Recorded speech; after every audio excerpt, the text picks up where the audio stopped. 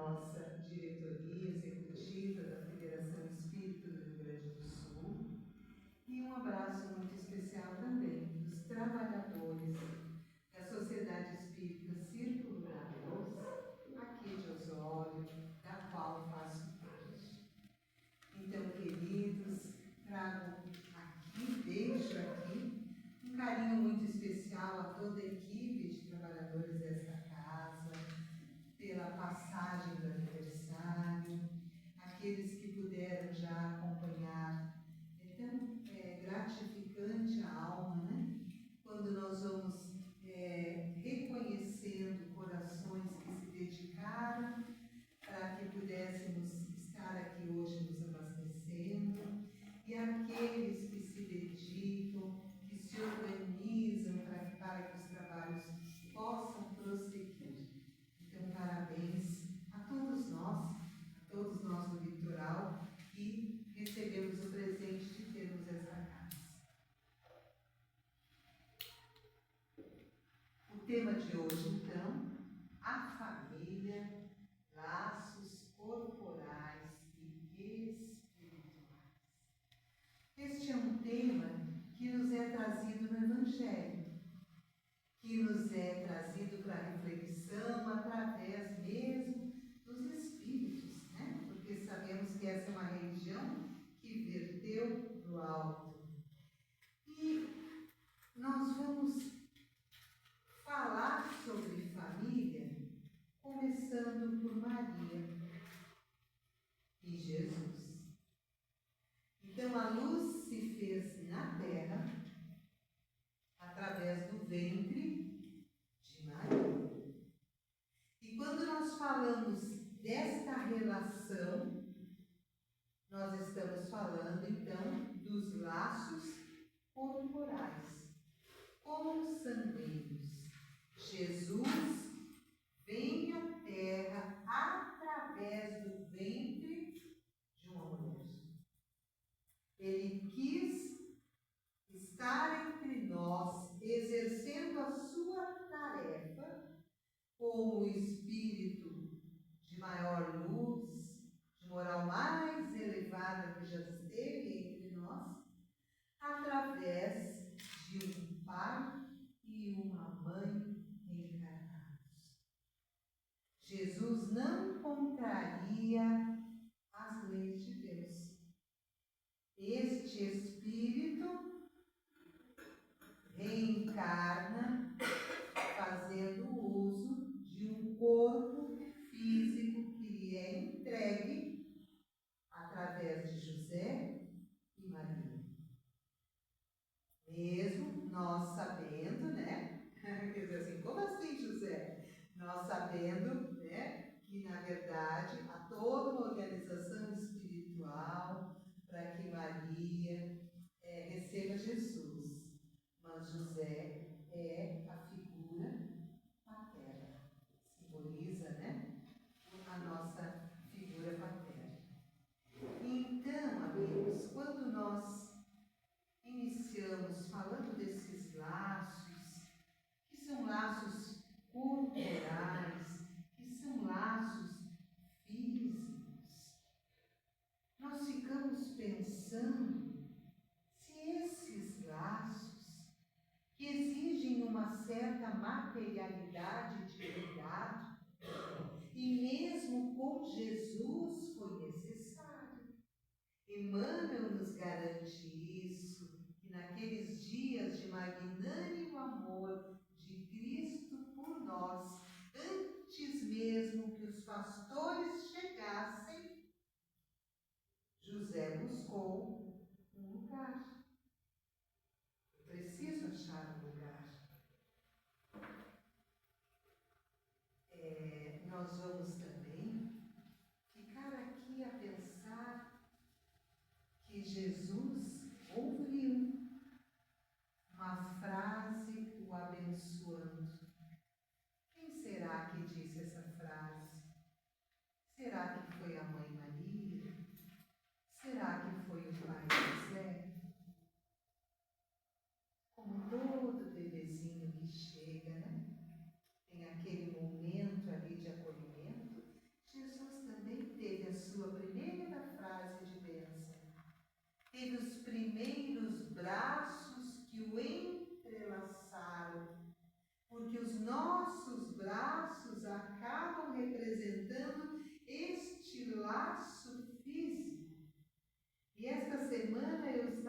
contemplando um casal bem jovem. Acho que menos de 20 aninhos os dois, na calçada, levando o bebê para registrar no cartório.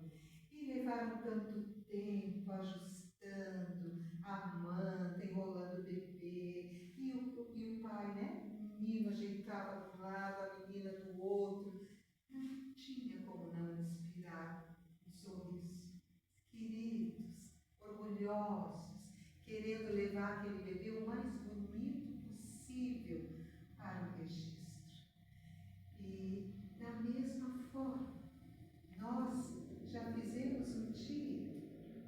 Muitos o fazem agora através dos netos, que vão chegando, e aí, como é filho da filha ou do filho, nós temos ainda um cuidado mais especial. No outro dia, um amigo me trouxe que ele deu o primeiro banho no neto, do Hugo. Eu disse, que coragem a tua, né? Nossa, eu vou dando o primeiro banho. Ele disse, Tânia, eu fiz curso de enfermeiro antes de estudar direito. Eu dei o primeiro banho em todas as filhas. Eu levei todas as filhas para vacinar. Mas quero te dizer que eu fico muito nervoso. Digo, claro. Agora é o filho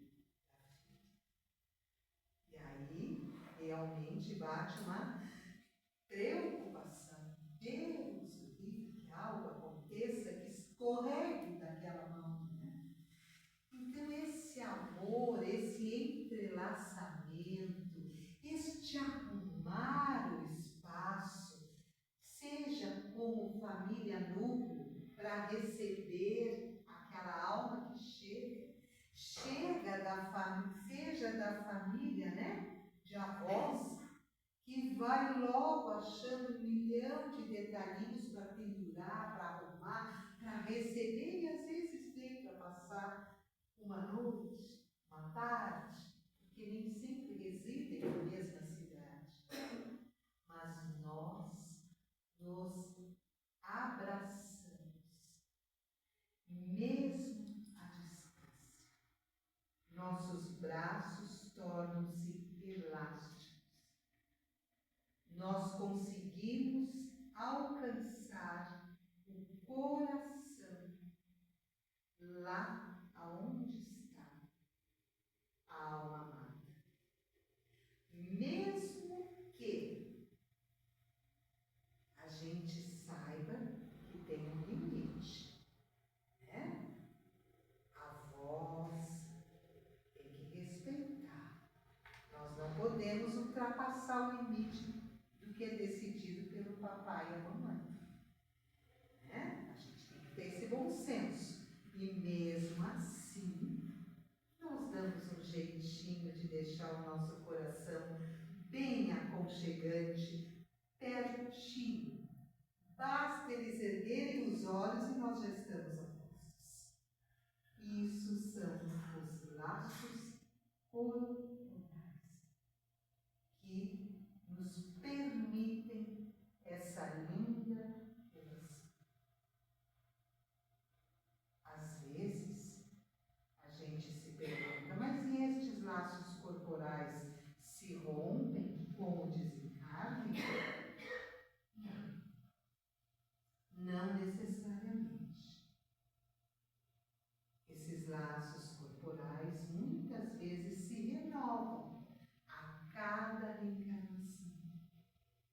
Nós voltamos com as mesmas almas, os mesmos afetos. E claro, em cada reencarnação, aquele grupo familiar aproveita para resgatar alguma relação que não ficou bem resolvida. Então, nós temos junto da família aquela alma que nos exige mais. E esta é o presente mais precioso que o Pai nos dá. nosso abraço, o nosso colinho, que só no olhar a gente já se entende. Essa é a reencarnação dos afetos que vai se continuando. Esta sim do colinho. Essa que quando a gente sabe que está chegando, ai, que bom que está chegando, né? A casa já se ilumina diferente. Estes são os espíritos, as almas afetas. Nós só vamos trocando. Uma hora a gente vem como pai, uma hora a gente vem como mãe, uma hora a gente vem como filho, uma hora a gente vem como nora, porque é tudo da mesma família, a gente só vai chegando, né? Porém, aquela criaturinha que é a que mais exige de nós paciência, a que mais exige das mães logística, porque a gente fica pensando que mais falta eu colocar aqui nesse quarto para ver se a criatura consegue manter organizado. Não acontece isso com vocês? E a gente vai inventando e vai inventando. Nunca dá certo, né, Elias? Não adianta, porque eles continuam. Então, voltando a Jesus, lá no seu momento de chegada, também teve os primeiros braços que enlaçaram, como eu já referi. Segundo Emmanuel, ele usou essa expressão, os panos que o livraram do frio, os utensílios de empréstimo para que não faltasse assistência, a luz da candeia que brilhou quando foram se apagando as claridades do firmamento, o socorro aos pais cansados. Detalhes da materialidade necessários para quem está reencarnando, para quem vem para essa caminhada de laços corporais, consanguíneos. E que importa para nós na reflexão?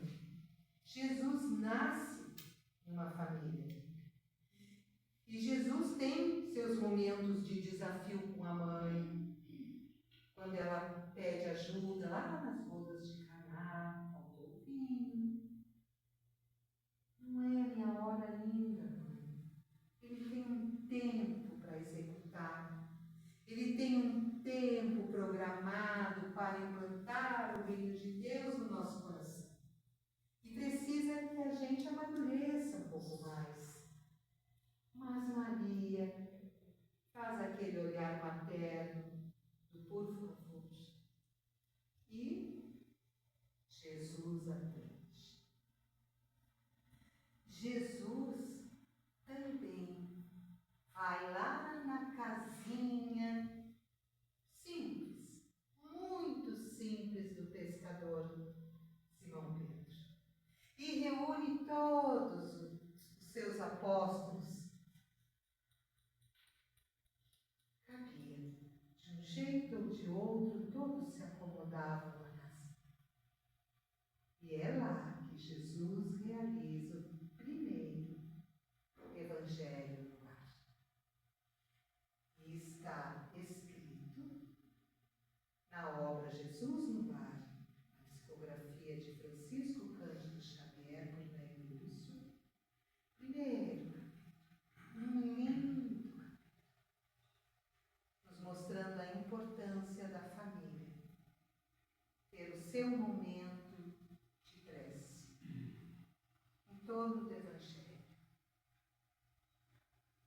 15 minutinhos, já está de bom tamanho. Jesus também foi na família Zaqueu, lá na família do Zaqueu, na família do Lázaro, seu amigo.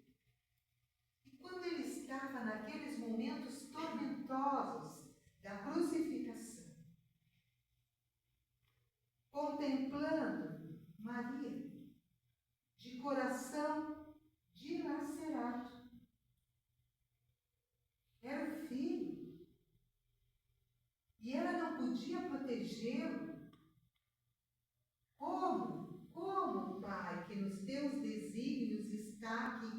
meu Jesus passe por tamanha dor e humilhação, sem que eu possa proteger. E ele só fez o bem para essa multidão. E eu imagino que mais estava no coração de Maria naquele momento. E o filho, olhando sua mãe, estabelece ali, nos dá a lição neste momento da família espiritual. Quando ele chama João, o apóstolo, e pede para que ele se torne o filho, que ele adote a Maria. E a Maria, da mesma forma, João. Não existia um laço corporal, mas um laço de afeto, um laço de sentimento que os uniu. E os dois foram se organizando, não foi logo em seguida, até que João consegue a casinha em Éfeso e os dois residem. João cuidou para fazer o seu trabalho, o seu apostolado, sem se afastar muito, porque ele tinha o compromisso de reparar Maria. E como vocês sabem, naquele período, havia muitos peregrinos. Era da cultura da época, os viajantes. Como era da cultura da época que os moradores os acolhessem. E então Maria cumpriu o seu papel, acolhendo todos, acolhendo de uma forma muito especial aqueles que chegavam desalentados, os pedintes. E Jesus,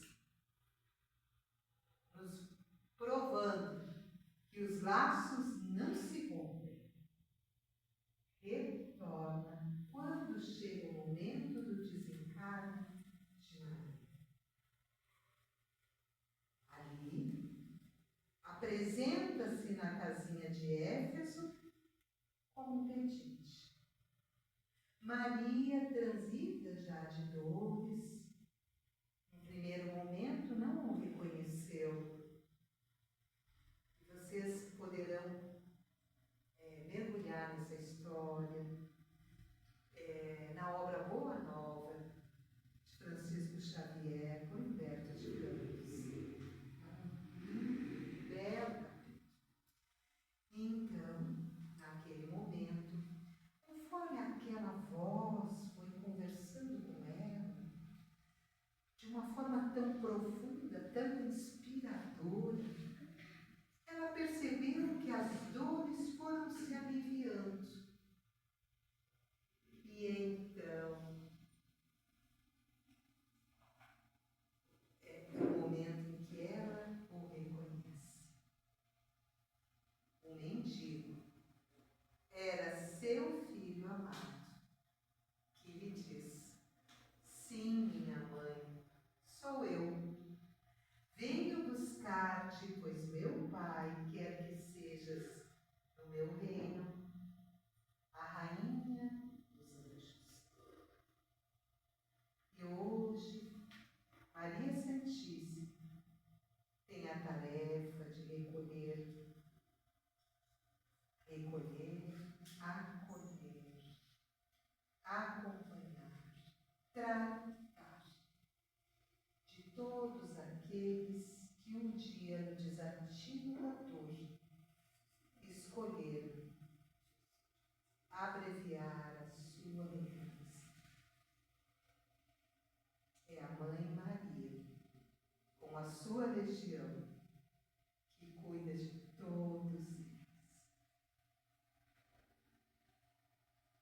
Quando nós renascemos para o tempo necessário de aprendizagem, e é o que estamos fazendo, e a aprendizagem, lógico, se dá diante do momento que paramos para refletir, mas também se dá nestes momentos das nossas relações lá no núcleo familiar, nossos embates e desafios, né, fazem parte da aprendizagem.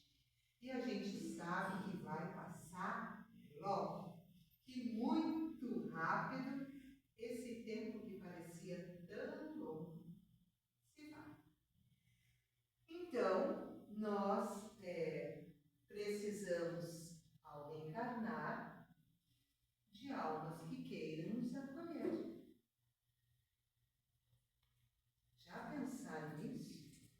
Nós lá na erraticidade, esperando para reencarnar, já tivemos aulas, já trabalhamos, já nos preparamos e achamos que estamos prontos. Conversamos com a equipe espiritual, né? Chegando o momento, mas ninguém quer nos receber. Como assim? Tem que ter um pai e uma mãe para nos acolher.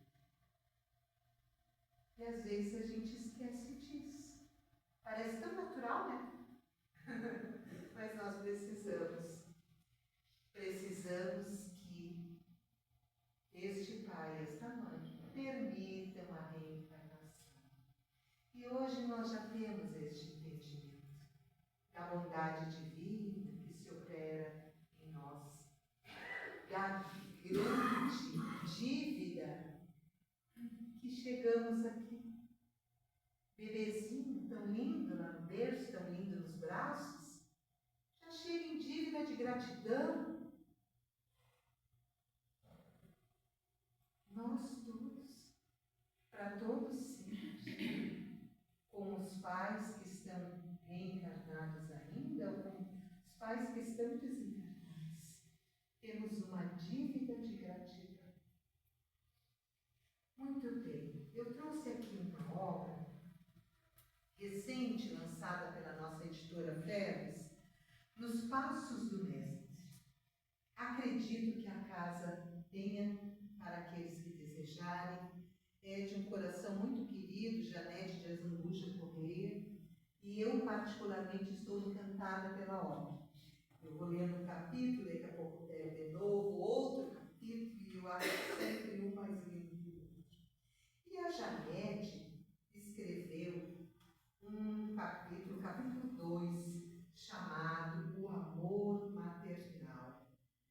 É de uma beleza, é de uma reflexão tão profunda para quem veio com esta responsabilidade.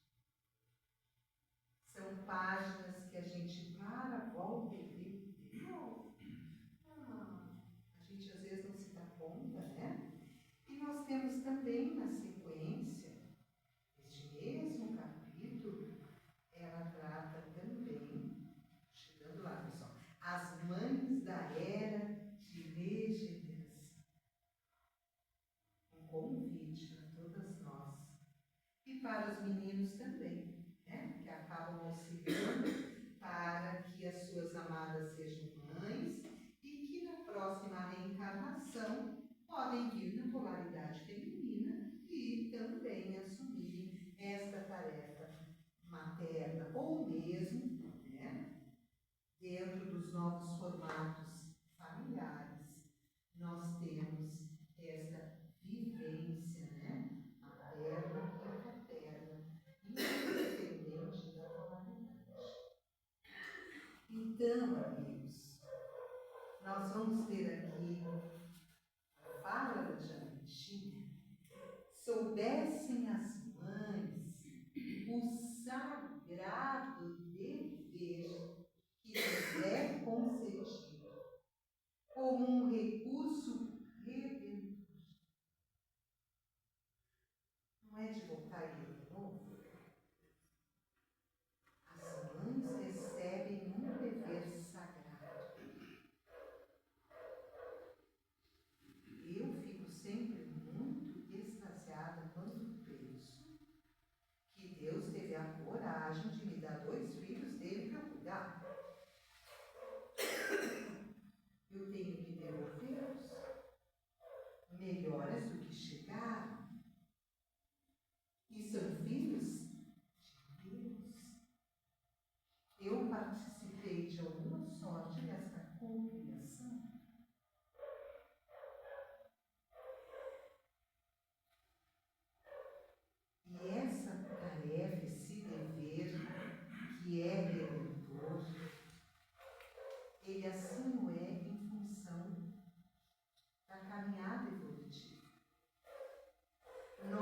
aceitamos o compromisso como pais, e aqui ela se refere às mães, mas não, né? Vamos combinar que os pais estão juntos, de auxiliar que aquelas almas evoluam, que elas avancem como seres espirituais, como espíritos imortais.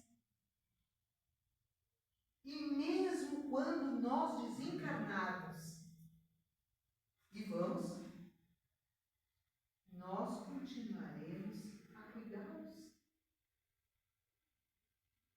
Em quantas vezes nas manifestações, nas reuniões mediúnicas, aquela alma, aquele espírito, né, está tão renitente, tão endurecido, com tanta sede de vingança ainda, porque não fez o entendimento necessário sobre o perdão. E a espiritualidade organiza para que ele possa ter naquele momento o encontro com a sua mãe. Não tem como a gente não chorar. É um encontro de soluços, de lágrimas. Aquele momento faz com que o nosso irmão acesse seus sentimentos. E todo aquele desejo de vingança, de ódio, vai se craquelando, se esfacelando. E o único pedido que fica é para que seja dada a oportunidade do que quer fazer diferente. E quando ele tem a certeza que aquela mãe vai poder acompanhá-lo, está feito o pedido. É um lindo momento. E às vezes, na família, a gente até pensa que não conseguiu fazer tudo. A gente se culpa tanto, porque gostaria de ter encaminhado diferente, gostaria de ter sido ouvida como pais. Mas, filho, tudo que é dito fica gravado nesses corações. Por mais que tenham escolhido os caminhos imperfeitos. E teremos um momento em que este reencontro, a lembrança deste amor, deste cuidado, vai auxiliar mesmo quando nós estejamos no outro plano. Porque nós continuaremos a rezar pelos nossos amados. E eles, aonde estiverem, quando rezamos na sua intenção, nos veem rezando. Eles ouvem a nossa voz. Assim como os nossos pais, no meu caso, os dois desencarnados, eles podem ver e ouvir a Pimpolha rezando por eles. E isso é um momento de afeto. É um presente que a gente entrega.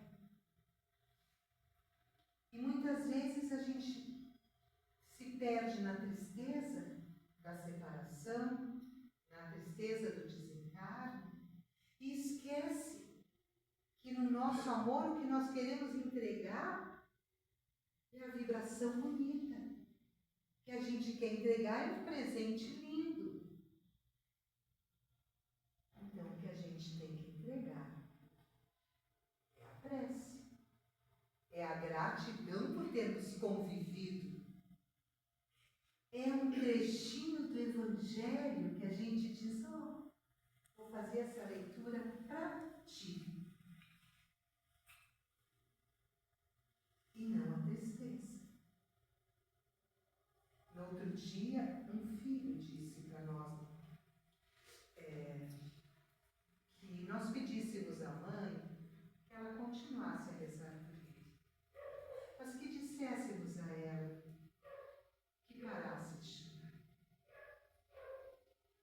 Porque aquela dor, aquela vezes, é muito difícil para ele poder seguir como espírito que está agora numa nova etapa da caminhada.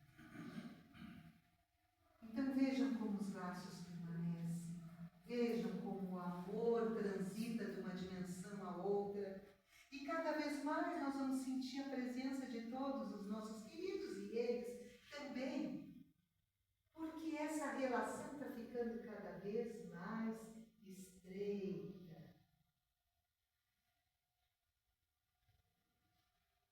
Vamos a mais um trechinho então aqui da Janete.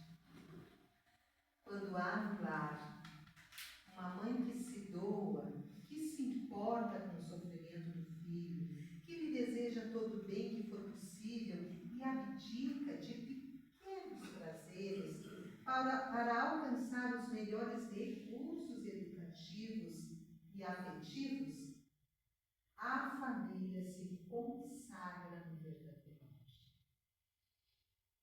Por isso que eu disse que esse capítulo é muito especial. Às vezes a gente meio que se perde nas queixas, né? Às vezes a gente fica meio amarguinha, fica reclamando desde que acorda, né? Porque não levantou, porque não botou a xícara na pia, porque a toalha está úmida. A gente vai fazendo uma lenga-lenga e vai deixando o nosso lar tão carregado. Vai deixando a nossa família envolvida, né? Mas a gente quer que a gurizada, enfim, que a família vá para a rua bem, feliz. Então vamos mudar. Porque isso que a gente faz é consagrar ao amor. Isso que a gente faz é uma oportunidade do Pai para que nós possamos curar as nossas chagas de egoísmo. Porque é sendo pai e mãe que nós acabamos exercitando o amor. Esse amor que é incondicional a ponto de eu abrir mão de alguma coisa que eu gostaria muito, mas em prol de que meu filho, minha filha, meu neto, enfim, possa ter uma educação de um outro nível. Então é só para a gente lembrar que os nossos esforços estão certos, que é um combinado com o Pai, e que todo pai e toda mãe tem um canal direto com Deus. Por que eu digo isso? Porque é da lógica. Não estou aqui delirando. Vocês acham que Deus ia nos entregar um filho e uma filha dele? E a gente que se vire? É um projeto divino. Tem que dar certo. A gente é que reza pouco. A gente é que vai rezar, ao invés de agradecer, de ficar num momento de silêncio esperando para ser incluído, inspirado no que fazer, no que dizer. A gente faz umas preces que a gente só reclama, só quer que aconteça o que não é para acontecer, que não está na nossa, não é da nossa alçada. Então, amigos e amigas, pacifiquemos o nosso coração. Com os nossos laços corporais, estabelecemos também laços espirituais. E com essa relação em que todos aprendemos muito, nós vamos nos auxiliando a evoluir. E não estamos ao desamparo, porque somos filhos amados de Deus, cuidando de outros filhos amados de Deus. Então tudo está certo. Sejamos gratos, sejamos felizes. Olhemos para quem nos desafia com olhos de presente precioso, que está me transformando, porque eu tenho que ter muito jeito de lidar com aquela criatura. Tenhamos olhos de amor e gratidão por quem compartilha. Evitemos a tristeza.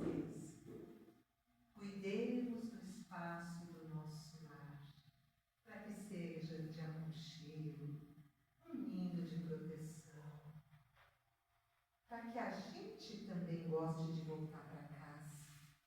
Não vamos impregnar a ambiência com pensamentos desarmoniosos.